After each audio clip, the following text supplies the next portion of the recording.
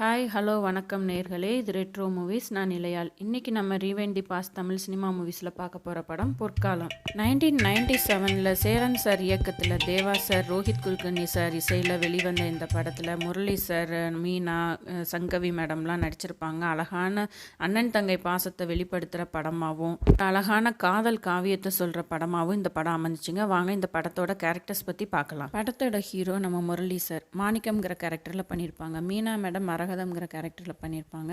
சங்கவி முத்தம்மாவாகவும், வடிவேலு தங்கமணியாகவும், இளவரசு ராசுவாகவும், Manivannan sir ராமையாவாகவும், Delhi Ganesh sir சுப்பையாவாகவும் பண்ணியிருப்பாங்க. இந்த படத்தில் வர எல்லா கேரக்டர்ஸுமே அந்த கேரக்டராகவே வாழ்ந்திருப்பாங்கன்னே சொல்லலாம். அவ்வளோ அழகாக நடிப்பு வெளிப்படுத்தியிருப்பாங்க. வாங்க இந்த படத்தோட கதை சுருக்கத்தை பார்க்கலாம். படம் ஆரம்பிக்கும் போதே ஒரு அண்ணன் தன்னோட தங்கச்சியோட கல்யாணம் முடிஞ்சு புகுந்த வீட்டுக்கு போகும்போது அவர் பேசுகிறத ஒரு கனவாக நினச்சி பார்த்துட்ருப்பாரு. அப்போ அந்த கனவுலேருந்து எந்திரிச்ச உடனே வடிவேலு சார், அதாவது தங்கமணி கேரக்டர், பக்கத்துலேருந்து ஏன்டா யாரையுமே தூங்க விட மாட்டியா, எந்நேரம் தங்கச்சி கல்யாண கனவான்னு சொல்லி கேட்பாரு. அப்போ தான் அவங்க தங்கச்சியை காமிப்பாங்க. அந்த பொண்ணு வாய் பேச முடியாத பொண்ணு. அந்த பொண்ணுக்காக இவர் நிறைய பாடுபடுவார். முரளி அவங்களுக்கு கல்யாணம் முடிச்சு வைக்கணும்னு. மாணிக்கம்ங்கிற கேரக்டர், அவர் ஒரு பானை செய்கிற தொழிலாளி. அதாவது பொய்க்கால் குதிரை, பானை எல்லாம் மண்ணில் செஞ்சு விற்பாங்க. அந்த மாதிரி தொழில் பண்ணுறவங்க. அவங்க அப்பா சரியான குடிகாரரு.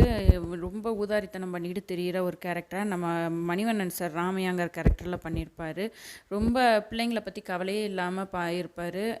முரளி தான் தன்னோட தங்கச்சியை நல்லா பார்த்துக்கிடுவாங்க. அவங்க பேர் பஞ்சவரணம். இப்போ அவங்க வீட்டு பக்கத்துலேயும் அவங்க அத்தை வீடு இருக்கும், சொந்த அத்தை வீடு.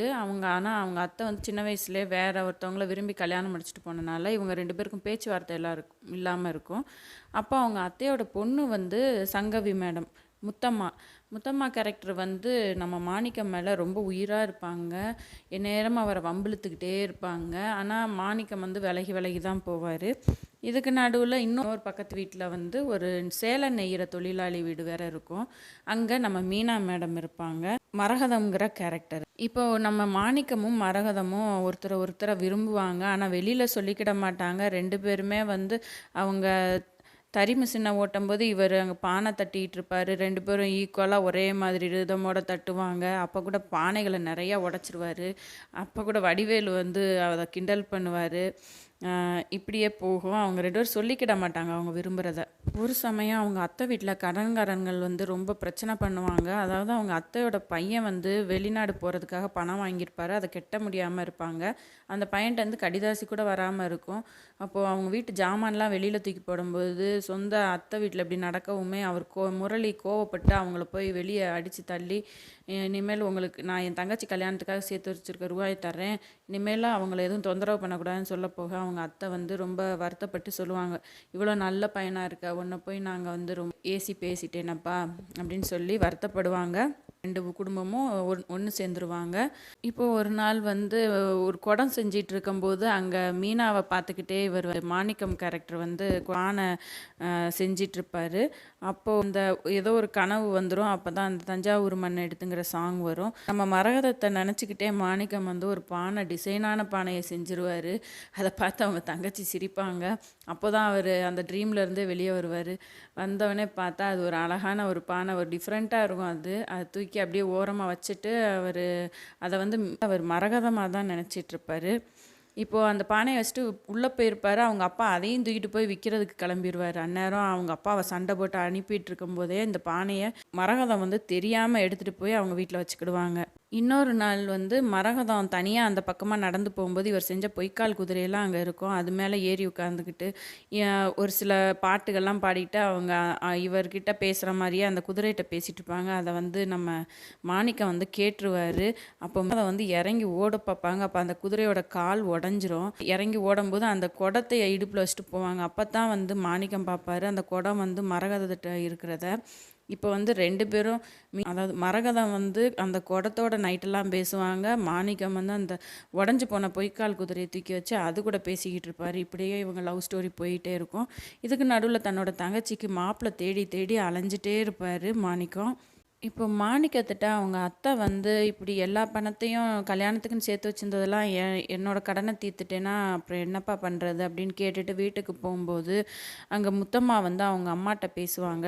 ஏம்மா நீ பணத்தை இது பண்ணணும், நான் வந்து அவர் கல்யாணம் முடிச்சு போனேன்னா அதாவது அண்ணாவுக்கு அவளை கல்யாணம் முடிச்சு வச்சிரு, நான் ஆட்டோமேட்டிக்காக அவங்க வீட்டுக்கு போயிடுவேன், எனக்கும் மாமாவை தான் கல்யாணம் முடிக்கணும்னு ஆசைன்னு சொல்லிடுவாங்க.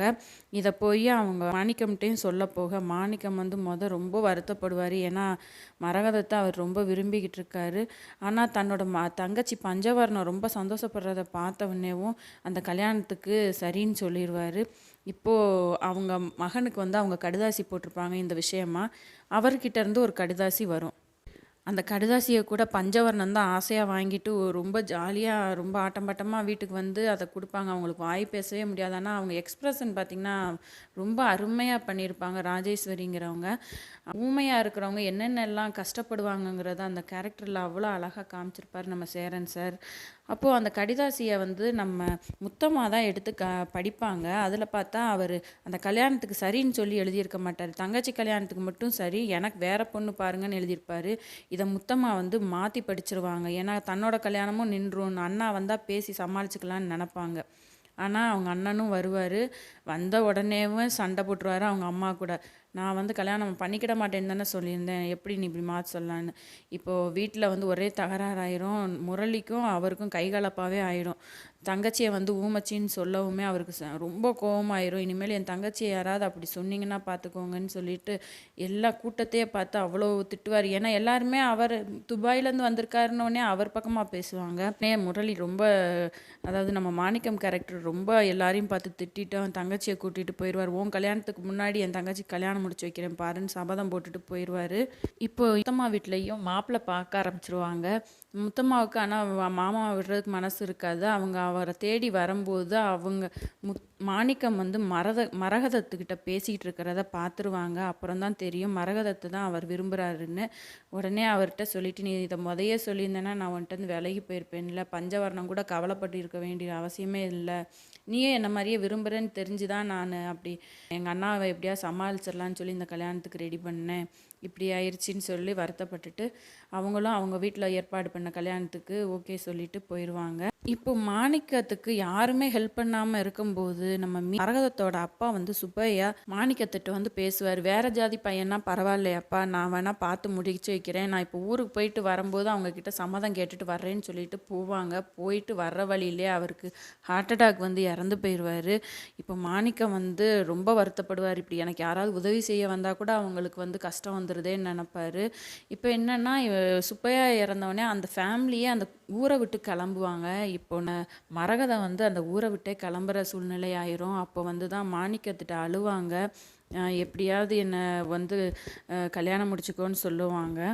இப்போ முத்தம்மாவுக்கு கல்யாணம் ஏற்பாடு பண்ணிடுவாங்க. அந்த பத்திரிக்கையை கொண்டு வந்து மாணிக்கத்திட்ட கொடுத்து காலில் விழுந்து ஆசீர்வாதம் வாங்கிட்டு, நான் எப்பயுமே இந்த காதலை மறக்க மாட்டேன், ஆனால் நீ மரகத்துக்கு மேலே வச்சுருக்க காதலையாவது அவகிட்ட சொல்லி ஒன்று சேர்ந்துருங்கன்னு சொல்லிட்டு போவாங்க. அப்போ தான் அவங்க தங்கச்சிக்கு தெரியும் தன்னோட அண்ணன் வந்து மரகதத்தை காதலிக்கிறாங்கன்னு. அப்படியே மனசு உடஞ்சி போயிடுவாங்க. தன்னால் தானே தன்னோட அண்ணன் வந்து இவ்வளோ கஷ்டப்படுறாங்கன்னு அவங்க ரொம்ப ஃபீல் பண்ணி அழுவாங்க. அதை சொல்லக்கூட அவங்களால முடியாது. இப்போ ஒரு தரகர் வந்து அவரோட தங்கச்சிக்கு நல்ல வரனை கொண்டு வந்திருக்கேன்னு சொல்லி வந்துருவாங்க. இப்போ ரொம்ப சந்தோஷமாயிருவாங்க பஞ்சவர்ணம். மாணிக்கமும் ரொம்ப சந்தோஷமாக மாப்பிள்ளை வீடு வர சொல்லி மாப்பிள்ளை வீடு பேசுவாங்க. அவங்க என்ன சொல்லுவாங்கன்னா, நிறைய, அதாவது 15 பவுன் நகை 20,000 ரொக்கம் கொடுக்கணும்னு சொல்லி கேட்டுருவாங்க. என்ன ஆனாலும் பரவாயில்லன்னு தன்னோட நிலத்தை விற்று கூட அவர் பணம்லாம் ரெடி பண்ணி வச்சுருப்பார். கல்யாண டேட்டு எல்லாமே ரெடியாக இருக்கும். அது என்ன ஆகுன்னா அவங்க அப்பா வந்து பணத்தையும் நகையும் எடுத்துகிட்டு கொண்டு போய் குடிச்சு அழிச்சிருவார். அப்படியே நம்ம மாணிக்கம் கேரக்டர் உடஞ்சி போயிடுவார். அவங்க அப்பா வந்தோடனே அவர் அடித்தே பற்றிடுவார். அவங்க தங்கச்சி கல்யாணம் திருப்பி நின்றும். இப்போது அவங்க தங்கச்சி, அதாவது பஞ்சவர்ணம் வந்து ஒரு அம்மன் கோயிலுக்கு போய் அவங்களால பேசக்கூட முடியாது. ஆனால் அந்த அம்மனை பார்த்து அவ்வளோ திட்டிட்டு வருவாங்க. அவங்க மனசில் அவ்வளோ குறை இருக்கிறத திட்டிட்டு வருவாங்க. அப்போ அதை வந்து நம்ம வடிவேல் கேரக்டர், அதாவது தங்கமணி வந்து ஓரமாக நின்று கேட்டுருவார். அப்போது நைட்டெல்லாம் வந்து மாணிக்கம் அழுதுகிட்டு இருக்கும்போது தங்கமணி எந்திரிச்சு கேட்பாரு, ஏன்டா அழுதுகிட்டே இருக்க, தங்கச்சியை நினச்சி அழுகாத, நீ வந்து எல்லாரையும் குறைன்னு சொல்கிற, உன் மனசுலேயும் ஒரு குறை இருக்குல்ல அப்படின்னோடனே என்னன்னு கேட்பாரு. ஆமாம், உனக்கு வந்து தங்கச்சியை கல்யாணம் முடிக்கிறவங்க வந்து ராசா மாதிரி இருக்கணும், அழகாக இருக்கணும்னு தானே நினச்சேன். என்ன மாதிரி அசிங்கமாக வந்து கொஞ்சம் நல்ல ஒரு வேலை, சின்ன வேலையாக பார்த்து இருக்கிறவங்கள கல்யாணம் முடிச்சு கொடுக்கணும்னு நீ நினைக்கல. உன் கூடயே தானே இவ்வளோ நாள் இருக்கேன், ஒரு நாளாவது நீ சொல்லியிருக்கியா தங்கச்சியை நீ கட்டிக்கிறியான்னு? எப்பயுமே நீ கேட்டதில்லையே அப்படின்னு சொல்லவும் தான் மாணிக்கத்துக்கு அது அவர் பண்ண தப்பே தெரியும். உடனே அவர் சொல்லிடுவார், என் தங்கச்சிக்கு நீ தாண்டா மாப்பிள்ளைன்னு சொல்லிட்டு சந்தோஷத்தில் எல்லாம் வந்து நல்லா செஞ்ச உடனே அதை வந்து நெருப்பில் வச்சு அதை பதப்படுத்துவாங்க. அந்த இடத்துக்கு போய் அந்த பானைகளெல்லாம் ரெடி பண்ணுறது, அவர் செஞ்சு வச்சுருக்க பானைகளெல்லாம் அந்த சூடுக்குள்ளே வைக்கிறதுக்காக அதை வைக்கப்பொருள்லாம் போட்டு அந்த இடத்த மூடி வைக்க போவார். இந்த நேரம் பஞ்சவர்ணம் வந்து வீட்டில் தூக்கு போட்டுக்கலான்னு ட்ரை பண்ணும்போது அவங்களுக்கு மனசு கேட்காது. இறங்கி வந்து அந்த அந்த பானைகள்லாம் வந்து வேக வைக்கிற அந்த இடத்துக்குள்ளே போய் படுத்திருப்பாங்க. அது தெரியாமல் முரளி வந்து அங்கனுக்குள்ளே இருந்து வைக்க பொருள்லாம் உள்ளே தூக்கி போடுவார். அப்போ அந்த பொண்ணு வந்து என்ன நினச்சிரும், அண்ணாவாவது நல்லா இருக்கணும்னா நம்ம செத்தாத்தான் நடக்கும்னு சொல்லிட்டு அப்படியே அமைதியாக உள்ளே படுத்துக்கிடும். இவர் அந்த வைக்க போகிற போட்டு அதுக்கு மேலே மணலும் வச்சு நிரப்பிடுவார். அப்படியே அந்த பொண்ணு உள்ளேயேவும் இதாகிடும். வடிவேலு சார் வீட்டுக்கு வரும்போது அந்த இதில் மேலே பார்க்கும்போது அந்த தூக்கு கயிறு தொங்கிக்கிட்டு இருக்கும். உடனே பயம் வந்துடும், இந்த பொண்ணு என்னமோ செஞ்சுக்கிடுச்சின்னு. வேகமாக வந்து மாணிக்கம் வாடா, அங்கே வீட்டில் தூக்கு கயிறு தொங்குது, நம்ம பஞ்சவர்ணத்தை காணோன்னே ஊரெல்லாம் தேடுவாங்க. அவங்களுக்கு இந்த நினப்பு வராது, இங்கே இருப்பான்னு தெரியாது யாருக்கும். அப்போது நைட்டு வந்து தங்கச்சியை காணமேன்னு ஃபுல்லாக ஊர் பூரா தேடிட்டு வந்து வீட்டு வாசலில் உட்காந்துருப்பாரு. அப்போ மழை பெய்யும். அப்போ தான் அந்த மணல்லாம் அங்கே போக அவங்க கால் தெரியும். அதை வச்சு தான் தங்கச்சி வந்து உள்ளே புதஞ்சி இருக்கான்னு தெரிஞ்சு வந்து அவங்க டெட் பாடியை தோண்டி எடுப்பார். அவ்வளோ அழுவார் முரளி சார். நம்ம மாணிக்கம் கேரக்டரு ரொம்ப அருமையாக நடிச்சிருப்பாங்க முரளி சார் வந்து அந்த இடத்துல. இப்போ எந்த ஊர்க்காரனையும் பக்கத்தில் வரக்கூடாதுன்னு சொல்லிட்டு அவன் தங்கச்சியோட டெட் பாடியை தூக்கிட்டு அவராக அங்கே போகிற மாதிரி காமிப்பாங்க. அடுத்த சீன்லேயும் நம்ம மரகதம் வந்து மாணிக்கத்திட்ட கேட்பாங்க, இப்படி ஊரை காலி பண்ணி போகிறோம், என்ன நீ சொல்லு, தங்கச்சி இறந்த நேரம் நான் இதை கேட்கக்கூடாது தான், ஆனால் வழி இல்லை எனக்கு, நீ தான் சொல்லணும்னு சொல்லும்போது மாணிக்கம் சொல்லிடுவார், என் தங்கச்சி பட்ட கஷ்டத்தை நான் நேர்லேருந்து பார்த்துவேன், அதே மாதிரி கஷ்டத்தில் ஒரு பொண்ணுக்கு தான் நான் வாழ்க்கை கொடுக்கணும்னு நினைக்கிறேன், நீ தான் அதுக்கு வந்து எனக்கு உதவி பண்ணணும்னு சொல்லிடுவார். அப்படியே மனசு உடஞ்சி போயிடுவாங்க மரகதம். இப்போது ஒரு கால் ஊனமான பொண்ணுக்கு வந்து மாணிக்கம் வாழ்க்கை கொடுப்பாரு. அந்த பொண்ணுக்கு வந்து அதை வந்து தன்னோட கல்யாணத்துக்கு தானே சேலை நெய்யணும்னு சொல்லி ஆசாசையாக ஒரு எல்லோ கலரில் ஒரு சேலை நெஞ்சு வச்சுருப்பாங்க.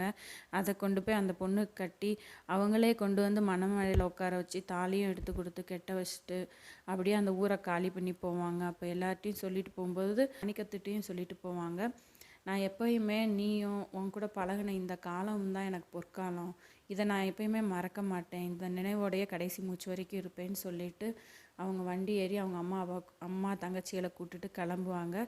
அவங்க கையில் இவர் செஞ்ச அந்த பானை இருக்கும், அந்த பானையோடு அவங்க அப்படி போகிற மாதிரி இந்த படத்தை முடிச்சிருப்பாங்க. ரொம்ப சோகமாக தான் இருக்கும், ஏன்னா படம் ஃபுல்லாக அந்த பொண்ணோட கஷ்டங்களை காமிச்சிக்கிட்டே இருப்பாங்க.